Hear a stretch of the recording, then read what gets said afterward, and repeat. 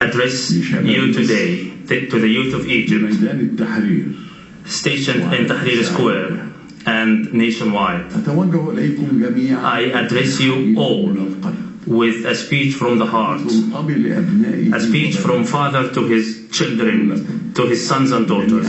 I tell you, I take pride in you, the symbol of a new generation of Egypt, calling for the change to the better, adhering to the same, dreaming of a bright future and shaping such a future.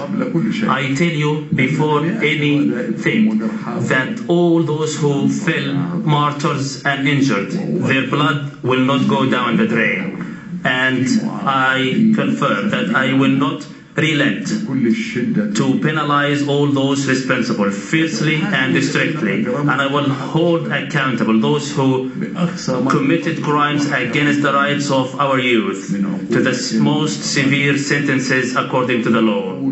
And I address the families of those innocent victims that I felt deep pain, the same pain you felt. My heart went out and I felt the pain as you did. I tell you that my response to your voice and your message and your demands is a commitment that cannot be waived. I am totally determined and adamant to fulfill all the promises, genuinely, honestly and seriously. I'm totally keen on implementing all these promises with no return backwards. This commitment stems from my firm conviction of the genuineness and truth of your intentions and your movement, and that your demands are lawful and legitimate. Mistakes are likely in any political regime, in any state. However, it is important to admit to mistakes and rectify such mistakes at the earliest and penalize those responsible. I tell you, my fellow countrymen, in my capacity as the President of the state, I cannot find any embarrassment at all in listening to the youth of my homeland and responding to them. However, all embarrassment comes from, and the wrongdoing comes from, and I cannot and will not accept to be dictated orders from outside, no matter what the source is and no matter what the excuses or justifications are. My fellow countrymen, the youth of Egypt, my fellow citizens, I announced in very plain, unequivocal words that I will not run the coming presidential elections, satisfied with what I have offered to the nations for over 60 years in the time of war and peace. I announced that I will adhere to this position, and I also announced that I will similarly remain adamant to continue to shoulder my responsibility,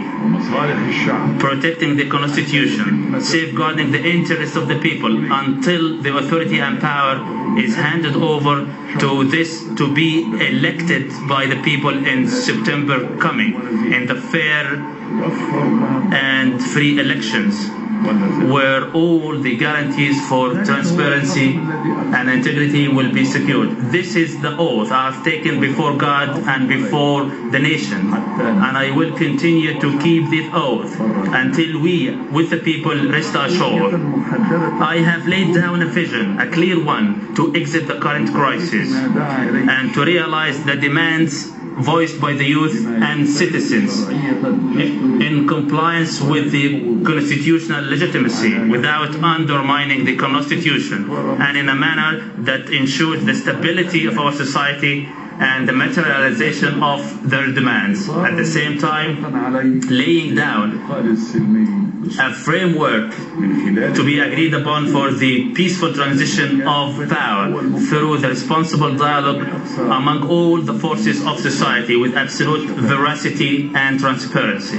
I laid down this vision, committed to my responsibility to take the country from these harsh moments, and I will continue to observe the implementation step by step, hour by hour, looking forward to the support and the backing of every person keen on the people's interest in order to translate them into concrete reality within broad consensus in the nation, to ensure the proper implementation which will be sponsored and safeguarded by the intrepid armed forces. We have initiated a very constructive national dialogue encompassing the youth of the people who called for change, together with all other political forces, and this dialogue has yielded in a preliminary agreement in stances and views. Therefore, we can lay our foot on the